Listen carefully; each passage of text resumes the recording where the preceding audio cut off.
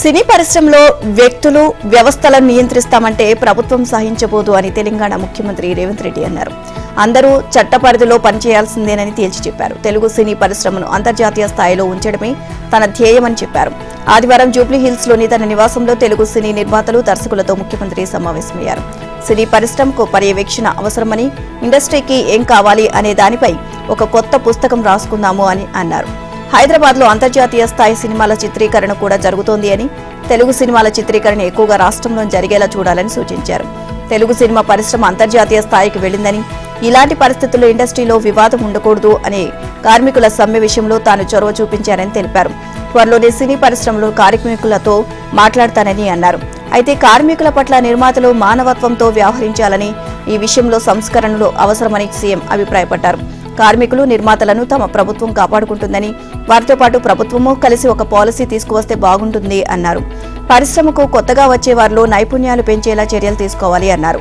వివిధ అంశాల్లో నైపుణ్యాల పెంపు కోసం కార్పస్ ఫండ్ ఏర్పాటు చేస్తే బాగుంటుందని సూచించారు.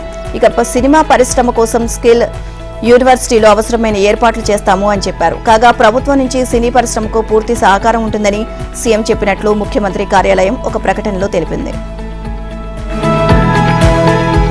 మన మేధావులు ఎన్నో ఏళ్లుగా ఇతర దేశాల సమస్యలను పరిష్కరిస్తూ వస్తున్నారు అని తెలంగాణ సీఎం రేవంత్ రెడ్డి అన్నారు. ఇప్పుడు సొంత మనుషులకు సహాయపడేలా మేధస్సును వినియోగించాల్సిన సమయం ఆసన్నమైందని అన్నారు. వారికి అవసరమైన పూర్తి మద్దతును తమ ప్రభుత్వం అందిస్తుంది అన్నారు. డేటా గోప్యత చట్టాలకు లోబడి పరిశోధనలకు అవసరమైన చారిత్రక డేటాను కూడా పంచుకుంటామని తెలిపారు.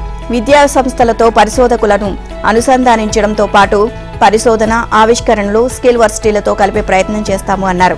గచ్చిబౌలిలోని ఏఐజీ ఆసుపత్రిలో జరుగుతున్న Asia Pacific bio design innovation 2025 సదస్సును ప్రారంభించడానికి సీఎం రేవంత్ రెడ్డి నిన్న హాజరయ్యారు. బయోడిజైన్ ను ఉపయోగించి వైద్య ఉత్పత్తుల్లో ఆవిష్కరణలపై ఇక్కడ చర్చించడం సంతోషంగా ఉంది అన్నారు. దేవుడు గొప్ప డిజైనర్ అని, ప్రకృతి అత్యుత్తమ టీచర్ అని, కానీ మనం మంచి విద్యార్థులుగా ఉంటున్నామా అనేదే ప్రశ్న అని అన్నారు. ప్రకృతిని పరిశీలించడంతో పాటు దాని నుంచి నేర్చుకుంటే వెనక్కి తిరిగి చూడాల్సిన అవసరం రాదు అన్నారు.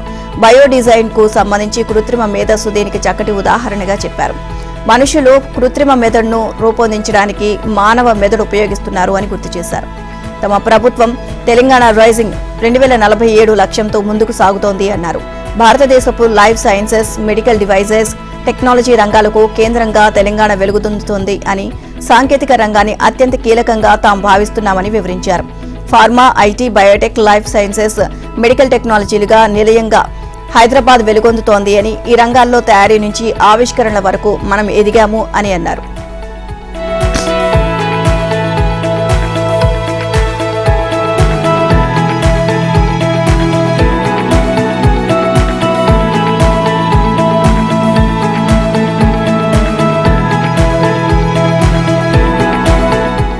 Hyderabad Amaravati green field express way వ్యవహారం ఎటూ తేలడం లేదు. ఈ రహదారి అలైన్మెంట్ పై కసరత్తు జరుగుతోంది. కానీ ఏపీలోని అమరావతి, తెలంగాణలోని ఔటర్ రింగ్ రోడ్ దగ్గర ఎంట్రీ పాయింట్లను నిర్ధారించలేదు. ఈ విషయం తేలితేనే దీనికి సమాంతరంగా నిర్మించాలని భావిస్తున్న హై స్పీడ్ రైలు మార్గానికి కూడా లైన్ క్లియర్ అవుతుంది. ఎంట్రీ పాయింట్లపై త్వరలోనే ఉభయ రాష్ట్రాల ముఖ్యమంత్రుల మధ్య కీలక సమావేశం ఉంటుందని అధికార వర్గాలు అంటున్నాయి. ఆ సమావేశంలోనే ఇరు రాష్ట్రాల్లో ఎక్కడి నుంచి రోడ్డు నిర్మించాలి అనే విషయం ఖరారవుతుంది అని అధికారులు చెబుతున్నారు. చంద్రబాబు, రేవంత్ల సమావేశం తర్వాత మార్గం పూర్తి స్వరూపం తెలుస్తోంది అని, దాంతో అలైన్మెంట్ కూడా ఖరారవుతుంది అని అంటున్నారు. ప్రస్తుతం రంగారెడ్డి, నల్లగొండ జిల్లాకు కుడివైపుగా ప్రాథమికంగా 3 రకాల ప్రతిపాదనలతో కూడిన రూట్ మ్యాప్ ను సిద్ధం చేస్తున్నట్లు విశ్వసనీయంగా తెలిసింది. ఇక ఆ మ్యాప్ పై సీఎంలు సుముఖత వ్యక్తం చేస్తే ఆ వివరాలను కేంద్రానికి పంపనున్నట్లు సమాచారం. ఆ తర్వాత సమగ్ర ప్రాజెక్టు నివేదిక పనులు ప్రారంభమవుతాయి అంటున్నారు. ఏపీ, తెలంగాణ విభజన చట్టంలో హైదరాబాద్, విజయవాడ మధ్య గ్రీన్ ఫీల్డ్ ఎక్స్ప్రెస్ వే నిర్మించాలి అనే హామీ ఉంది. తెలంగాణ ప్రభుత్వం ప్రతిష్టాత్మకంగా భావిస్తున్న ఫ్యూచర్ సిటీ నుంచి అమరావతి వరకు గ్రీన్ ఫీల్డ్ ఎక్స్ప్రెస్ వేతో పాటు ఇదే ప్రాంతంలో నిర్మించాలని భావిస్తున్న డ్రైపోర్ట్ నుంచి మచిలీపట్నం పోర్టు వరకు కొత్త రైలు మార్గాన్ని మంజూరు చేయాలని కేంద్రాన్ని కోరుతోంది. ఈ రోడ్డు రైలు మార్గాన్ని హై స్పీడ్ కారిడార్ గా నిర్మించాలని కోరింది. అటు ఏపీ కూడా ఈ రోడ్డును మంజూరు చేయాలని ఇప్పటికే కేంద్రానికి విజ్ఞప్తి చేసింది. ఫలితంగా ఇటీవల ఏపీలో పలు జాతీయ ప్రాజెక్టుల ప్రారంభోత్సవాలకు వెళ్లిన కేంద్ర మంత్రి Nitin Gadkari Hyderabad Amaravati green field express వేకు సుముఖత వ్యక్తం చేశారు. ప్రతిపాదిత మార్గం వివరాలను సమర్పించాలని సూచించారు. ఓట్ చోరీతోనే దేశంలో బీజేపీ అధికారంలోకి వచ్చిందని, నరేంద్ర మోదీ మూడోసారి ప్రధానమంత్రి అయ్యారని టీపీసీసీ అధ్యక్షుడు మహేష్ కుమార్ గౌడ్ విమర్శించారు. దేశంలో ఓట్ చోరీ జరిగిందని కాంగ్రెస్ అగ్రనేత రాహుల్ గాంధీ రుజువులతో సహా నిరూపించారని అన్నారు. ప్రజాస్వామ్యంపై గౌరవం ఉంటే ప్రధాని పదవికి మోదీ వెంటనే రాజీనామా చేయాలని డిమాండ్ చేశారు. కరీంనగర్ జిల్లా గంగాధర మండలంలో ఆదివారం ఆయన జనహిత పాదయాత్ర నిర్వహించారు. తెలంగాణలోనూ దొంగ ఓట్లతో బండి సంజయ్తో సహా 8 మంది ఎంపీలు గెలుపొందారని దుయ్యబట్టారు. ఎన్నికలు వస్తేనే బీజేపీకి దేవుళ్లు గుర్తుకు వస్తారని ధ్వజమెత్తారు. రాముడి అక్షింతలను రాజకీయాలకు వాడుకున్న ఘనత బీజేపీదే అని మండిపడ్డారు. కులం మతం లేకపోతే బీజేపీ గెలవదని, దేవుడి పేరుతో ఓట్లు అడిగే బిచ్చగాళ్లు బీజేపీ నేతలు అని ఎద్దేవా చేశారు. బీసీలకు 42% రిజర్వేషన్ కల్పించాలి అన్న ఉద్దేశంతో రాష్ట్ర ప్రభుత్వం బిల్లులను రూపొందించి కేంద్రానికి పంపిస్తే ఎందుకు ఆమోదించడం లేదు అని మహేష్ గౌడ్ ప్రశ్నించారు. బీసీల గురించి బండి సంజయ్ ఒక్కసారైనా మాట్లాడలేదు అని, ఉన్నత వర్గాలకు వత్తాసు పలుకుతూ పత్తా లేకుండా పోయారు అని విమర్శించారు. బండి సంజయ్ బీసీల్లో ఉన్న దేశ్ముఖ్ అని ఆరోపించారు. బీసీ రిజర్వేషన్లపై కాంగ్రెస్ ముఖ్య నేత జీవన్ రెడ్డి వద్దకు వెళ్లి తెలుసుకోవాలని హితవు పలికారు. రాష్ట్రంలో బీఆర్ఎస్ పని అయిపోయిందని, 10 ఏళ్లు అధికారంలో ఉన్న ఆ పార్టీ ఏనాడు పేదల గురించి ఆలోచించలేదని ధ్వజమెత్తారు. ఇప్పటికే 3 ముక్కలైన ఆ పార్టీ వచ్చే ఎన్నికల నాటికి పూర్తిగా కనుమరుగవుతుంది అని జోస్యం చెప్పారు. గతంలో ఐటీ మంత్రిగా పనిచేసిన కేటీఆర్ కనీసం 10,000 పెట్టుబడులైనా తీసుకురాలేదని విమర్శించారు. ఇచ్చిన మాట ప్రకారం తాము 6 గ్యారంటీలను అమలు చేస్తున్నామని, పేదలకు ఇందిరమ్మ ఇళ్లు, 40 లక్షల రేషన్ కార్డులు అందిస్తున్నామని అన్నారు. స్థానిక సంస్థల ఎన్నికల్లో బీసీలకు 42% రిజర్వేషన్ కల్పించేందుకు ఉన్న అవకాశాలపై న్యాయ కోవిధులు సలహా కోరేందుకు మంత్రుల కమిటీ ఇవాళ ఢిల్లీకి వెళ్లనుంది. డిప్యూటీ సీఎం బట్టి విక్రమార్క నేతృత్వంలోని ఈ కమిటీ ఢిల్లీలో జస్టిస్ బి సుదర్శన్ రెడ్డిని సంప్రదించనుంది. ఆయనతో పాటు ఢిల్లీలోని ప్రముఖ న్యాయ కోవిధుల అభిప్రాయాలను తీసుకోనుంది. ఆదివారం ప్రజాభవన్లో సమావేశమైన మంత్రుల కమిటీ ఈ మేరకు నిర్ణయం తీసుకుంది. బీసీలకు 42% రిజర్వేషన్లపై న్యాయ కోవిధులు, రాజ్యాంగ నిపుణులను సంప్రదించేందుకు డిప్యూటీ సీఎం బట్టి విక్రమార్క, మంత్రులు ఉత్తమ్ కుమార్ రెడ్డి, శ్రీధర్ బాబు, పొన్నం ప్రభాకర్, సీతక్కతో కమిటీ ఏర్పాటైన విషయం తెలిసిందే. ఈ కమిటీ న్యాయ కోవిధులతో సంప్రదింపుల ప్రక్రియను మంగళవారం కల్లా పూర్తి చేసి ప్రభుత్వానికి నివేదిక ఇవ్వాల్సి ఉంది. రాష్ట్రంలో చేపట్టిన కులగణన సర్వే నివేదికను అధ్యయనం చేసి సూచనలు చేసేందుకు ప్రభుత్వం నిపుణుల కమిటీని ఏర్పాటు చేసింది. ఆ కమిటీ చైర్మన్ ఉపరాష్ట్రపతి ఎన్నికల్లో ఇండియా కూటమి అభ్యర్థి అయిన జస్టిస్ బి సుదర్శన్ రెడ్డి అభిప్రాయాన్ని తీసుకోవాలని మంత్రుల కమిటీ నిర్ణయించింది. ఆయనతో పాటు ప్రముఖ న్యాయవాది, రాజ్యసభ సభ్యుడు అభిషేక్ మను సింఘ్వి సలహా కూడా తీసుకోనున్నారు. ఇక ప్రస్తుతం ఉపరాష్ట్రపతి ఎన్నికల ప్రచారంలో ఉన్న జస్టిస్ సుదర్శన్ రెడ్డి సోమవారం ఢిల్లీకి వెళ్తున్నారు. దీంతో శ్రీధర్ బాబు మినహా మంత్రుల కమిటీ సభ్యులు కూడా ఢిల్లీకి వెళ్లనున్నారు. అక్కడే జస్టిస్ సుదర్శన్ రెడ్డితో పాటు ఇతర న్యాయ కోవిధులను కలిసి అభిప్రాయం తీసుకోనున్నారు. మరోవైపు సీఎం రేవంత్ రెడ్డి కూడా ఇవాళ మధ్యాహ్నం ఢిల్లీకి వెళ్తున్నారు. మంగళవారం ఢిల్లీ నుంచి బీహార్ రాజధాని పాట్నాకు చేరుకుంటారు. ఓటు చోరీ అంశంపై ఏఐసీసీ అగ్రనేత రాహుల్ గాంధీ ప్రస్తుతం బీహార్లో చేస్తున్న పాదయాత్రలో రేవంత్ రెడ్డి పాల్గొంటారు. మహిళా న్యాయమూర్తుల సంఖ్యలో తెలంగాణ హైకోర్టు ఆ దేశంలోని మొదటి స్థానంలో నిలిచింది. మొత్తం 30 మంది జడ్జీలకు గాను 10 మంది మహిళా న్యాయమూర్తులు ఉన్నారు. అంటే జడ్జీల సంఖ్యలో మహిళల వాటా 33.3%. ఆ తర్వాత స్థానంలో సిక్కిం హైకోర్టు ఉంది. ఇక అక్కడ 3 జడ్జీల్లో 1 మహిళ. ఈ జాబితాలో ఆంధ్రప్రదేశ్ హైకోర్టు 9వ స్థానంలో ఉంది. ఏపీలో 30 మంది జడ్జీల్లో 5 మహిళలు ఉన్నారు. సుప్రీంకోర్టులో 33 మంది న్యాయమూర్తుల్లో 2 మాత్రమే మహిళలు ఉన్నారు. ఈ మేరకు centre for law and policy research అనే సంస్థ ఈక్వల్ జస్టిస్ పేరుతో ఓ నివేదికను విడుదల చేసింది. సుప్రీంకోర్టు ఏర్పాటైనప్పటి నుంచి ఇప్పటి వరకు ప్రస్తుతం ఉన్న వారితో కలిపి మొత్తం 279 మంది జడ్జీలు పనిచేస్తున్నారు. ఇక వారిలో మహిళల వాటా 11 మాత్రమే. 1989లో జస్టిస్ ఫాతిమా సుప్రీంకోర్టు జడ్జిగా సేవలందించిన తొలి మహిళ కాగా 58 సంవత్సరాల వయసులో సర్వోన్నత న్యాయస్థానంలో న్యాయమూర్తిగా ప్రమాణ స్వీకారం చేసిన జస్టిస్ రూమా పాల్ అతి పిన్న వయస్కురాలైన జడ్జిగా చరిత్ర పుటల్లో నిలిచిపోయారు. 2013లో తొలిసారి జస్టిస్ రంజనా దేశాయ్, జస్టిస్ సుధా మిశ్రాతో మొదటి మహిళా బెంచ్ ఏర్పాటైంది. జస్టిస్ ఎన్వి రమణ హయాంలో మాత్రమే ఏకకాలంలో సుప్రీంకోర్టులో 3 మహిళా న్యాయమూర్తులు justice Hima Kohli, justice B V Nagarathna, justice Bela M Trivedi పనిచేశారు. పార్టీ మారిన ఎమ్మెల్యేలకు దమ్ముంటే పదవికి రాజీనామా చేసి ఉప ఎన్నికల్లో పోటీ చేసి గెలవాలని బీఆర్ఎస్ కార్యనిర్వాహక అధ్యక్షుడు కేటీఆర్ సవాల్ విసిరారు.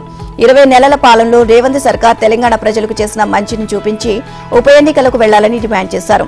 బై ఎలక్షన్లు వస్తే కాంగ్రెస్ కు బై ఎలక్షన్ అవుతదే అని అన్నారు. ఇక సుప్రీంకోర్టు తీర్పుతో పార్టీ మారిన ఎమ్మెల్యేలకు ఓటమి భయం పట్టుకుంది అన్నారు. మియాపూర్లో నిర్వహించిన శేర్లింగంపల్లి బీఆర్ఎస్ కార్యకర్తల సమావేశంలో కేటీఆర్ ఈ వ్యాఖ్యలు చేశారు. ఈ ప్రాంత ఎమ్మెల్యేకు 2 సార్లు బీఆర్ఎస్ టికెట్ ఇచ్చి గెలిపించామని, ప్రభుత్వ విప్ లాంటి పదవులు ఇచ్చి గౌరవించుకున్నామని, అయినప్పటికీ పార్టీ మారి కాంగ్రెస్ లోకి వెళ్లారని మండిపడ్డారు. భవిష్యత్తులో ఉప ఎన్నికలు తప్పక వస్తాయని, కాంగ్రెస్ కు రోజులు ముగియబోతున్నాయి అని అన్నారు. ఇక కాగా ప్రజలకు నాణ్యమైన వైద్య సేవలు అందించేందుకు గతంలో బీఆర్ఎస్ ప్రభుత్వం హైదరాబాద్ నలువైపులా 4 టిమ్స్ ఆసుపత్రుల నిర్మాణాలను చేపట్టింది అని కేటీఆర్ తెలియజేశారు. కాంగ్రెస్ ప్రభుత్వం వాటి నిర్మాణాలను వేగంగా పూర్తి చేసి వైద్య సేవలు ప్రారంభించాలని ఆదివారం ఎక్స్ వేదికగా కోరారు. ఆంధ్రప్రదేశ్ విభజన జరిగాక వాటాగా 1,00,000 కోట్లు అప్పులు వచ్చాయి. అంటే లోటు బడ్జెట్లో విభజిత ఆంధ్రప్రదేశ్ ప్రయాణం మొదలైంది. అభివృద్ధి సంక్షేమ అమలు చేయాలంటూ అప్పులు చేయాల్సిన పరిస్థితి. నాడు జగన్ సర్కార్కు అయినా, నేడు చంద్రబాబు ప్రభుత్వానికైనా ఇది తప్పదు. అయితే నాడు అడ్డగోలుగా 1,00,000 కోట్లు అప్పులు చేసి అభివృద్ధిని పూర్తిగా విస్మరించిన జగన్ ప్రస్తుతం చంద్రబాబు ప్రభుత్వం భారీగా అప్పులు చేస్తోంది అని, రాష్ట్ర ఆర్థిక పరిస్థితి అత్యంత ఆందోళనకరంగా ఉందని విమర్శలు చేశారు. ఆయన రోత పత్రిక పెద్ద కథనం రాసింది. కానీ అప్పులు చేయడంలోనూ, అభివృద్ధి సంక్షేమంలోనూ ఇక వైసీపీ సర్కారుకు, కూటమి ప్రభుత్వానికి కొండంత తేడా ఉంది. నాడు అడ్డగోలుగా అప్పులు చేశారు. ప్రభుత్వ ఆస్తులు తాకట్టు పెట్టారు. ప్రతి మంగళవారం అప్పు కోసం తిరిగారు. అయినా ప్రభుత్వ ఉద్యోగులు, పెన్షనర్లకు 1వ తేదీన సక్రమంగా జీతాలు ఇవ్వలేకపోయారు. 5 ఏళ్లు ప్రతి నెల జీతాలు, పెన్షన్ల కోసం ఎదురు చూడాల్సిన దుస్థితి. ఒక అభివృద్ధి అన్న మాటే లేదు. ఇక జగన్ ఆర్భాటంగా బటన్ నొక్కిన ఆ సంక్షేమ పథకాలను అరకొరగా అమలు చేశారు. మరి ఆ 1,00,000 కోట్లు ఏమయ్యాయో? రాష్ట్ర ఆర్థిక పరిస్థితి ఆందోళనకరంగా ఉందని జగన్ విమర్శిస్తున్న కూటమి ప్రభుత్వంలో ప్రతి నెల టెన్షన్గా జీతాలు, పెన్షన్లు ఇస్తున్నారు. ఇక అభివృద్ధిని మళ్లీ పట్టాలెక్కించారు. గతంలో కంటే రెట్టింపు సంక్షేమ అమలు చేస్తున్నారు. నాడు జగన్ ప్రభుత్వం పెండింగ్ పెట్టిన బిల్లులను కూడా చెల్లిస్తున్నారు. అప్పులు చేసినా నాటి వైసీపీ పాలనకు నేటి కూటమి ప్రభుత్వానికి ఎంతో తేడా ఉంది. తిరోగమనం దిశగా సాగుతున్న ప్రభుత్వ విద్యకు కూటమి ప్రభుత్వం కొత్త ఉత్సాహం తీసుకువచ్చింది. పిల్లలు వెళ్లిపోతున్నారు. ఉన్న టీచర్లే ఎక్కువైపోయారు అని గత వైసీపీ ప్రభుత్వం తెలిసిగా పాఠశాలను పునర్వ్యవస్థీకరించి 16,347 పోస్టులతో చంద్రబాబు ప్రభుత్వం మెగా డిఎస్సీ ప్రకటించింది. ఈ టీచర్లు 1-2 వారాల్లో పాఠశాలలో అడుగు పెట్టబోతున్నారు. ఇక కొత్త సార్లతో ప్రభుత్వ పాఠశాలలు నిండుగా మళ్లీ కళకళలాడనున్నాయి. ఏపీలో కొన్నేళ్లుగా ప్రభుత్వ పాఠశాలల పరిస్థితి దారుణంగా ఉంది. ప్రతి సంవత్సరం విద్యార్థులు తగ్గిపోతున్నారు. 2021-22లో 44 లక్షల మంది విద్యార్థులు ఉంటే 2024-25 నాటికి ఆ సంఖ్య 34,50,000కు పడిపోయింది. విద్యార్థుల సంఖ్య పడిపోవడంతో కొత్త టీచర్ల అవసరమే లేదని, ఉన్న టీచర్లే మిగిలిపోయారని గత జగన్ ప్రభుత్వం తేల్చింది. దీంతో ప్రభుత్వ పాఠశాలలు మళ్లీ పుంజుకోవడం కష్టమేనని భావించిన సమయంలో కూటమి ప్రభుత్వం వినూత్న విధానాలు ప్రవేశపెట్టింది. ముఖ్యంగా కునారిల్లుతున్న ప్రాథమిక విద్యను తిరిగి గాడిలో పెట్టేందుకు మోడల్ ప్రైమరీ స్కూళ్లు అనే కొత్త విధానం తీసుకొచ్చింది. గత విద్యా సంవత్సరం వరకు 20 మంది విద్యార్థులు కూడా లేని పాఠశాలల సంఖ్య 13,000గా ఉంది. ఇక ఈ పరిస్థితి చక్కదిద్దే లక్ష్యంతో కొత్తగా మోడల్ ప్రైమరీ స్కూళ్లను ప్రవేశపెట్టారు. గతంలో ఉన్నట్టుగా తరగతికి ఒక టీచర్ విధానం తీసుకొచ్చారు. జిల్లాల అభివృద్ధిలో కలెక్టర్లది కీలక పాత్ర. అన్ని శాఖలపైన వారికి పట్టు ఉంటుంది. కానీ అధికారులు మాత్రం కొన్నే ఉంటాయి. ఇక కీలకమైన అంశాల్లో చాలా పరిమితమైన అధికారాలే వచ్చారు. ఇక దీంతో ఇప్పటికీ పలు విషయాల్లో రాష్ట్ర ప్రభుత్వం విభాగాధిపతులు, కార్యదర్శుల స్థాయి నిర్ణయాల కోసం కలెక్టర్లు ఎదురు చూస్తున్నారు. తహసీల్దార్ స్థాయిలోనే నిర్ణయం తీసుకునే అవకాశం ఉన్నా కొన్ని అంశాలు రాష్ట్ర స్థాయిలో కేంద్రీకృతమయ్యాయి. దీంతో కొన్ని ముఖ్యమైన అంశాల్లో జిల్లా కలెక్టర్ కూడా ఏమీ చేయలేకపోతున్నారు. కానీ ఎలాంటి నిర్ణయం తీసుకోలేదు. భూ కేటాయింపుల ప్రక్రియను రాష్ట్ర స్థాయిలో కేంద్రీకృతం చేశారు.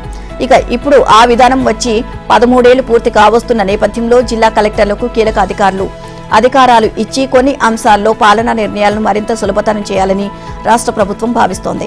దీనిలో భాగంగా కేంద్ర, రాష్ట్ర ప్రభుత్వ సంస్థలు, విభాగాలకు వాటికి అవసరం ఉన్న మేరకు భూములను జిల్లా స్థాయిలోనే కలెక్టర్ కేటాయించేలా, ఆ భూముల ధరలను నిర్ణయించేలా అధికారం కల్పించాలని భావిస్తున్నారు.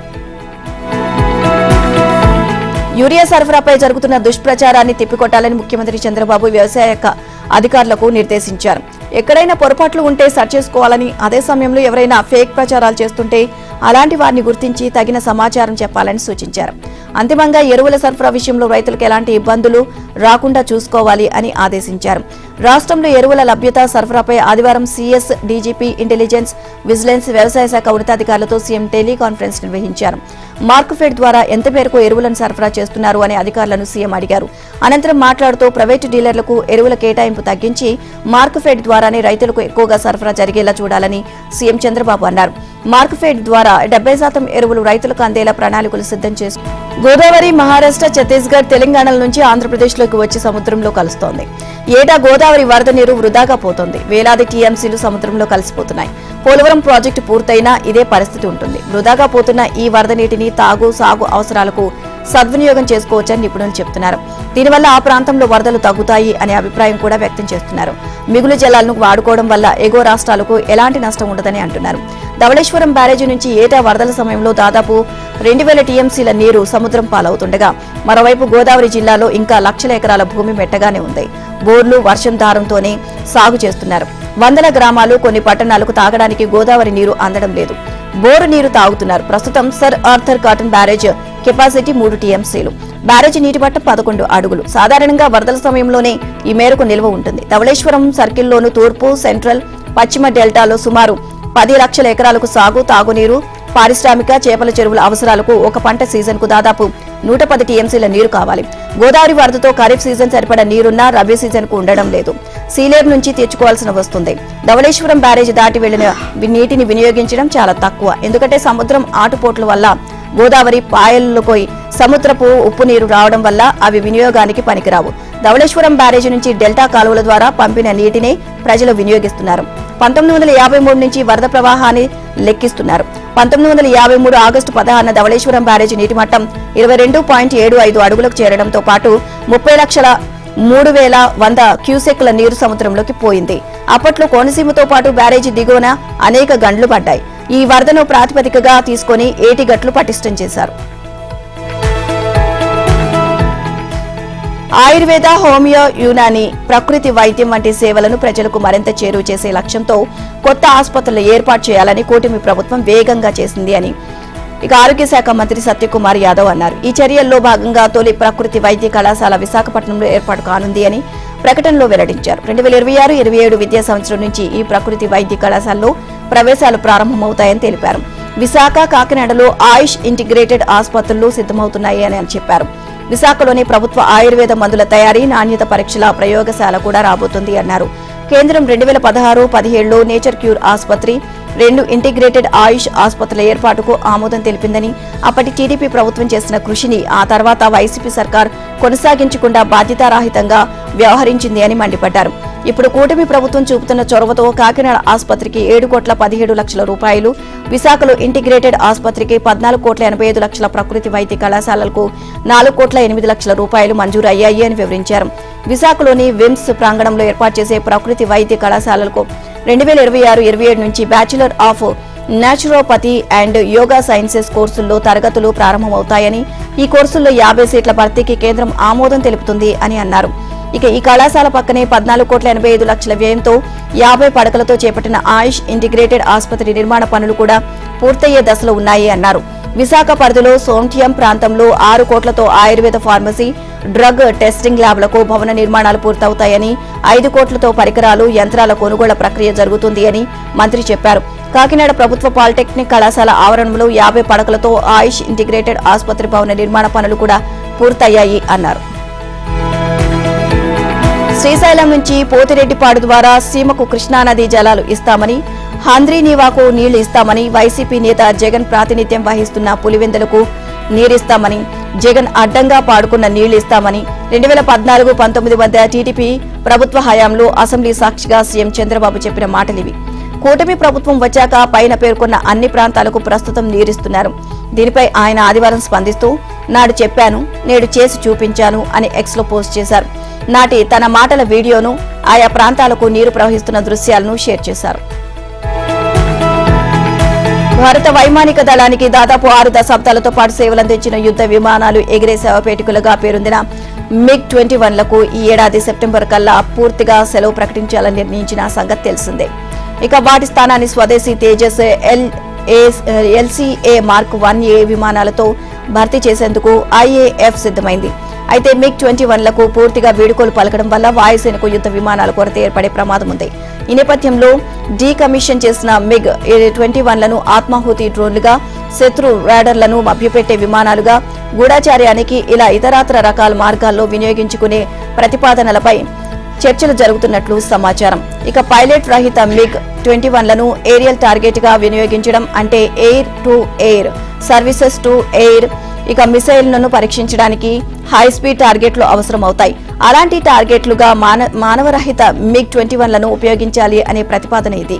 ఒక మాటలో చెప్పాలంటే మన క్షిపణుల సామర్థ్యాన్ని పరీక్షించుకునేందుకు ఈ MiG-21లు ప్రాక్టీస్ గా ఉపయోగపడతాయి అన్నమాట.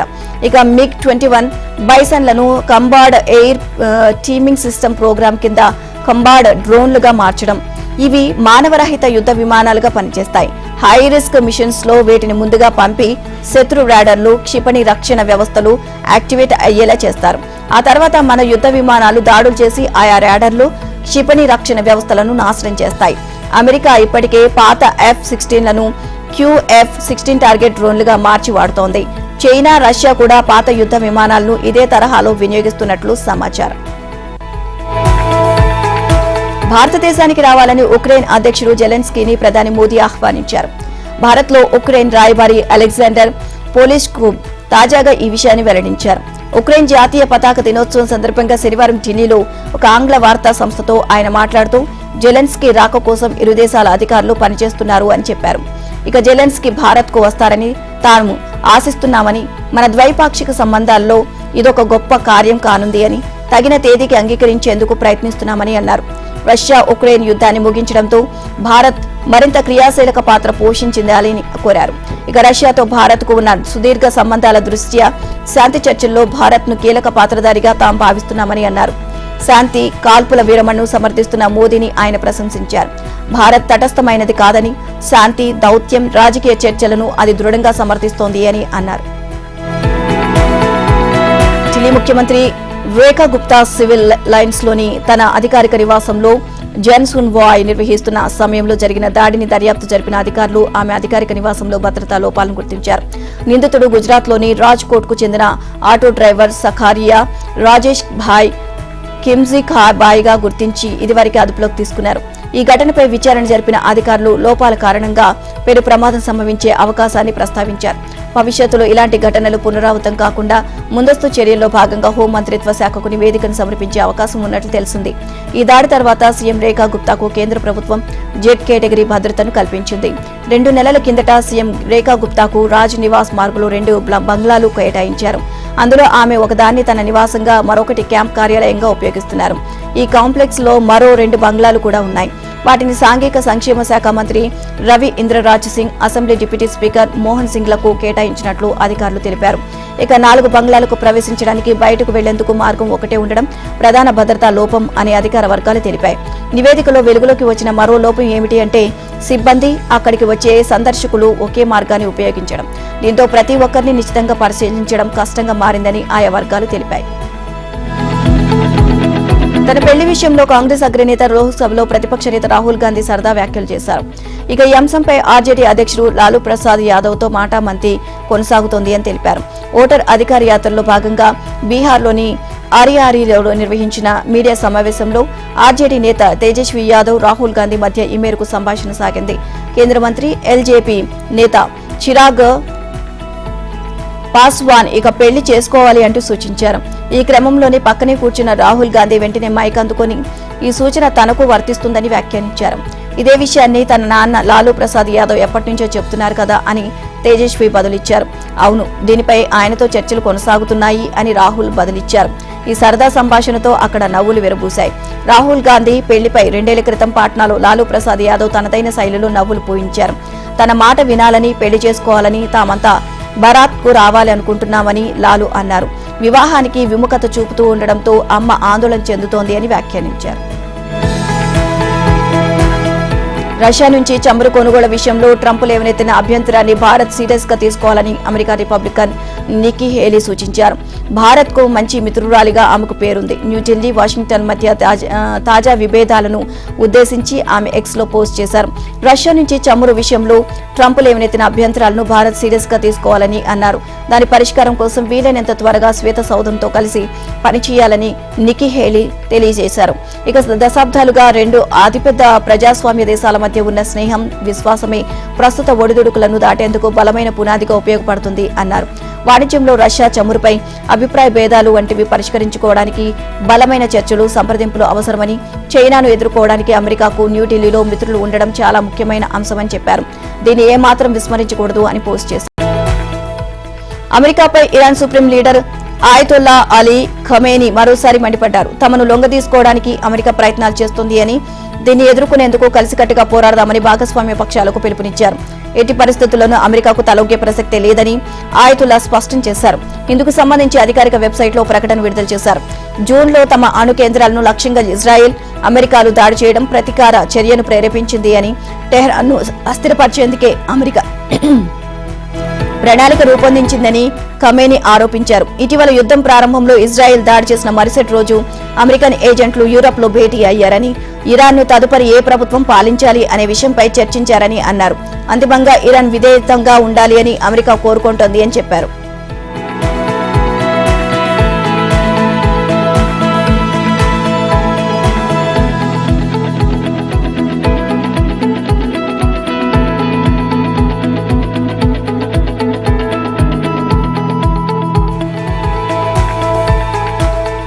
ప్రపంచంలో అత్యధిక పర్యాటకులు వెళ్లే దేశం ఇటలీ. ముఖ్యంగా వెనీస్ నగరాన్ని చూసేందుకు ఆసక్తి చూపుతూ ఉంటారు. అయితే పర్యాటకుల తీరుపై స్థానిక ప్రజలు తీవ్ర అసంతృప్తితో ఉంటున్నారు. పర్యాటకుల ప్రవర్తనతో విసిగిపోతున్నారు. అధికారులకు పెద్ద ఎత్తున ఫిర్యాదులు అందడంతో స్థానిక ప్రభుత్వ అధికారులు కఠిన నిర్ణయం తీసుకున్నారు. పర్యాటకులు నిబంధనలు ఉల్లంఘిస్తే దాదాపు 36,000 రూపాయల వరకు జరిమానా విధిస్తామని తెలిపారు.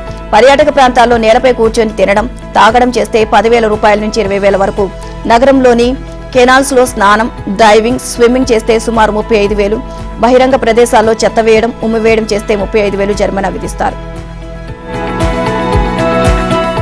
సౌత్ ఆఫ్రికాతో 3 వన్డేల సిరీస్ ను కోల్పోయిన ఆస్ట్రేలియాకు భారీ విజయం దక్కింది.